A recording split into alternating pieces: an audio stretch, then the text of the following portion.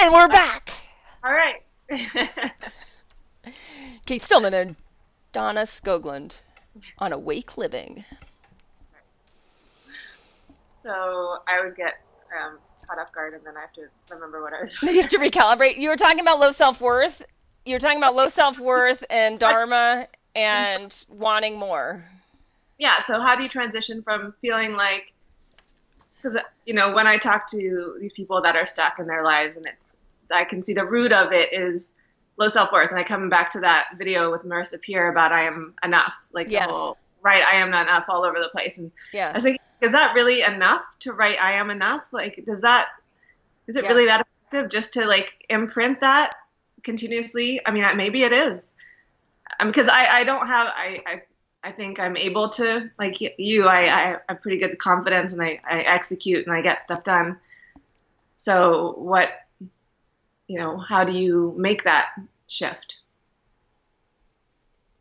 Yeah. So if there is, I mean, what I'm hearing is that there's people with low self-worth, and then I'm hearing you. So I think there's two different categories here too. Or unless, are you putting yourself in that category of low self-worth? No, you're not. So let's just deal with the low self-worth first, and then let's deal with the upper limit. Okay, so low self-worth. So I learned this from Craig Hamilton when I was studying with him for years. He's like, low self-worth it's an ego strategy. Just like an inflated ego of like, I'm the bomb is an ego strategy. But they're both ego strategies. It's just one's falling on this side and one's falling on that side.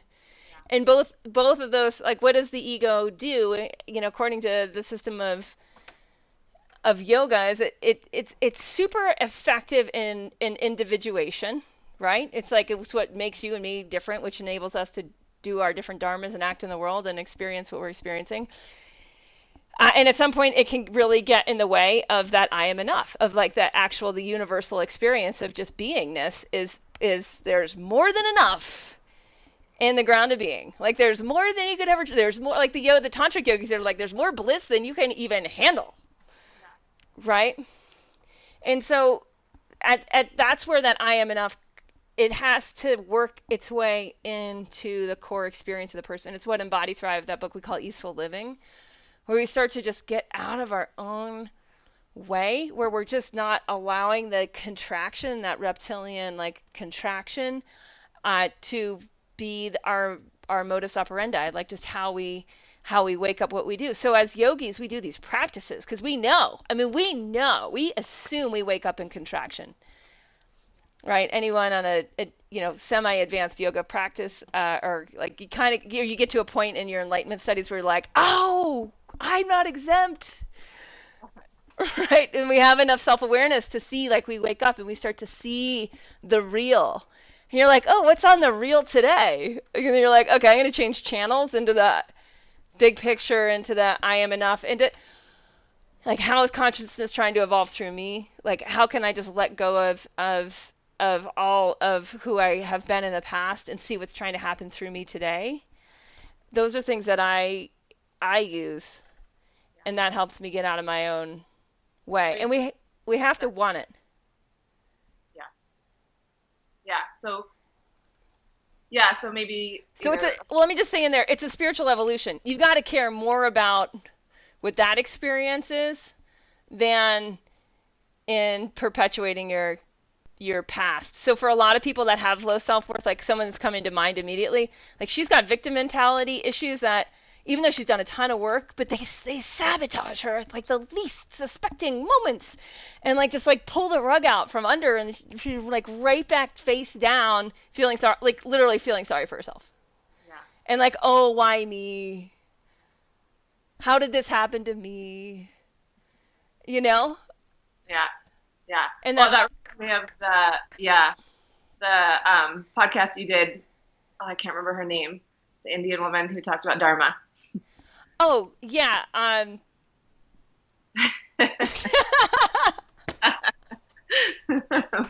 seeing her beautiful face. She's not a swami. What does she call herself? She's a Shunya, Acharya, Yes. Acharya Yes. Shunya. And Yeah, how, she's like, awesome. only Vedika Global. Yeah.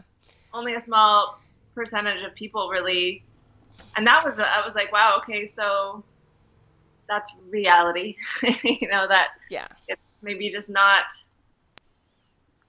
everyone's path, Or And by saying that to anyone who's on that cusp, what it does is it lights the fire under their butt. yeah, It's like, yeah, oh, I okay, can, so everyone that got ascended to that, right, or descended or opened or, expanded, however you want to say it, uh, they were willing to look at stuff I haven't been willing to look at in myself yet. And when we start to have that perspective of like, oh, no one was lucky, like, and I love the Vedic perspective of like the whole and even like the Buddhist, like the whole past life thing of like either you did work in this lifetime or you did it in the past, but like no one gets away from not doing the work.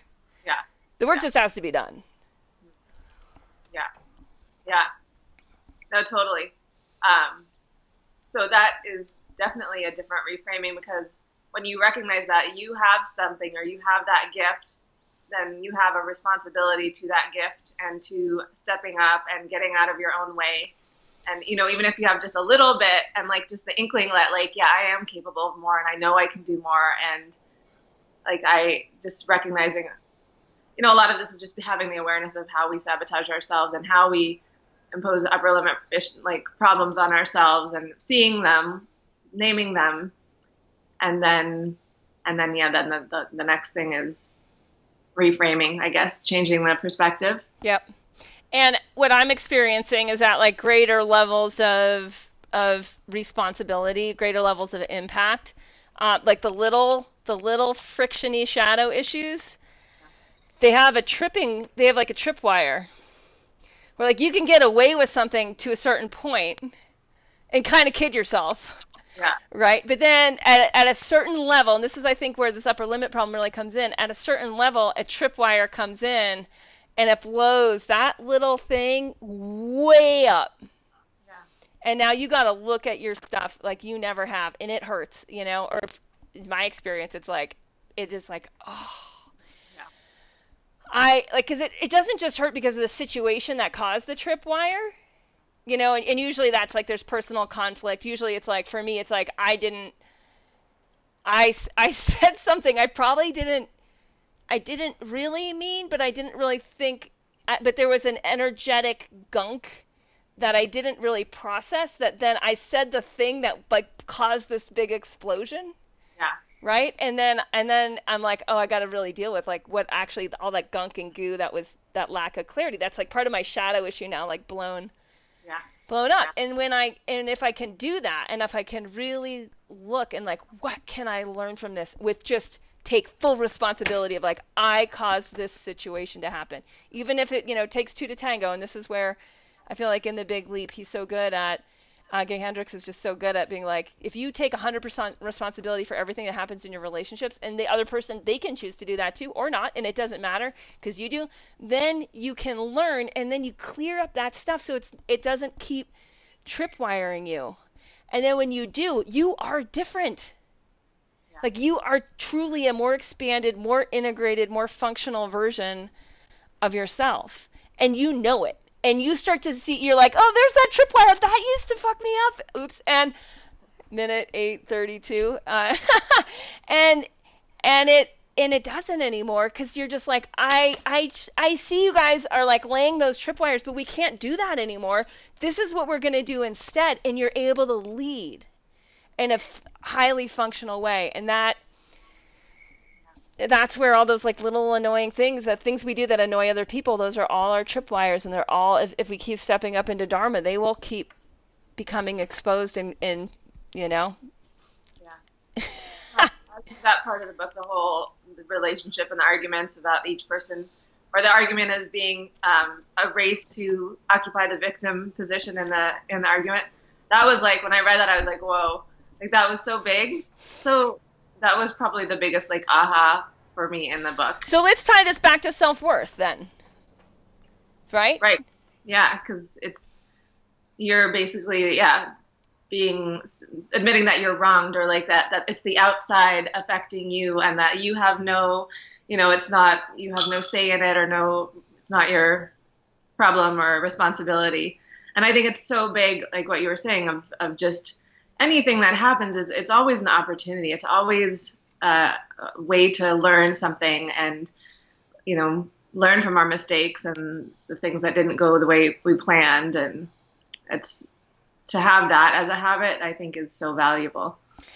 And I just want to tie together too, like the reason that this destroys that so low self-worth ego strategy, which is dependent on victim mode, Yeah. which is so hard to hear, Yeah. and because horrible things, like people with really, really low self-worth, like really horrible things have happened to you or them, and it's like, I am so sorry. Right. Well, that's, I think, where it often comes from, like childhood, like just, not getting the love that you deserved, or like some abandonment or whatever. And yeah, then, the like, horrible stuff that happens to people. You create that identity then, and then you keep it for the rest of your life, even though that's the identity you created when you were, a child, and you just haven't created a new one since then. Yeah. Yeah, and actually that's good. We can list some resources under this for like some dealing with that stuff. Like Dr. Cindy Lou Golan really helped me with this, and being able to like see my inner child and speak to my inner child. Because that work is really helpful. If anyone hasn't done that work, like being able to separate who you are now from the pattern is like, there's a lot of really good integral therapy that's awesome for moving through that stuff, because it's real. And it is. Yeah. I think though, the people that I talk to, at least, like they've done therapy and they know where this stuff comes from, and they know the root of their identity issues, but yet that's not enough just to know it. Well, they're still associating as it, and that's where the integral side of the therapy is, where you can separate the I am enough self from the person that had the patterning and the things happen to them, and that's where it's like, unless it's a pivot of consciousness, it's not going to work. Right? So unless we can take that perspective, unless we can shift our perspective into that I am enough and see the pattern from the I am enough place, we don't have a chance. Like, we will be in reactive mode. And then things will happen and you'll be like, oh, again, this relationship, they didn't value me. Oh my gosh, this reminds me, and then we'll end this one on low self-esteem, but it just reminds me of, like, if you feel unsupported, like if that's like your thing, is like, my partner doesn't support me, my boss doesn't support me, my clients don't support me, my students don't support me, right? Because that's all part of that pattern, is like, I'm not getting the support I get. There's a word in the in a mantra that the Anusara yoga community uses a lot. And in that mantra, there's a word called Niralambaya, which means, like, it's in a sense, it's like Niralambaya Tejas, and Tejas is the illumination of, it's basically just like being lit up, right? Like, just like your light shines through. It's not your light, it's just the light. Yeah. Right? Yeah, or without it. Yeah. Right? And it's without support. Nira means not, and Lamba is like these like limbs of support, right? So it's without any support, I shine. So until we can have that as our, it doesn't matter what happens, like, it doesn't really matter what happens, like, just that is my nature, then we can start to see the patterns, and then we can start to see, like, oh, there's that tripwire, like, what can I learn here, because that's still tripping me up. Yeah. Closing comment on that? Well, I think it comes back down to taking 100% responsibility. Yeah. And, like, not so that you don't feel like you need support from the outside, because you're taking 100% responsibility for what you need, and for your outcomes and the results that you want, and not waiting for anyone else to help you. Although, there's also, like, there's support is good, and there's very proactive ways to ask for support. Like, we at our weekly family meeting, we have a part of our weekly family meeting where we ask for support. It's just built into our script of, like, what do you need support on this week? How can we support you? Yeah, and then the other thing that came up in the call is, I remember James Clear, he talks about confidence is displayed ability. So by just, like, in little baby steps, like Kaizen wins, like, just like having these tiny little accomplishments in your life of just, like, being able to achieve just, like, a little thing, you start to grow your own confidence in yourself and your own ability, and that, I think, starts to boost you up. So again, taking something like that's more conceptual into a very tangible, actionable thing, I think is really important to know, because it's like we can do the mental work and the all that, but actually what can you physically do is just find little ways of achieving something small. Yeah, so let's end with some action statements. So, number one, what can you take 100% responsibility for that's arising right now? Yeah. And then what small actions are small wins where you're actually growing in worthiness? Yeah. And even to recognize to, I think often we don't look at like how much we've actually done, and to actually see like how far we've come and how much we have grown and learned and improved, and to recognize that. And as even a daily practice, there's something called the 5 minute journal. Have you heard of it? Mm-mm. It's I think that's an app, but it's also you can get like a hardbound or like a hard copy, and it's basically got all these questions. It's got like they've basically distilled all the daily kind of mantra practices or practices that help with mindset and success. It's, there's the 3 things that you're grateful for. There's, what are you proud of that you did today? What could you have done better? What's your like power statement or mantra for today or affirmation? So it's cool. It's like you basically, in all these different things, it's ways to reprogram the mind and have that mental training. Yeah, I love it. And we can also list. There's this really good YouTube video or little Facebook thing that's going viral with like this African American dad and daughter, and they're doing these affirmations. The daughter's like 3 or 4 years old, like getting ready to go to school or daycare, and they're doing these affirmations, and it's really powerful. So we can include links to that too. Okay, awesome. Take action to build your sense of self.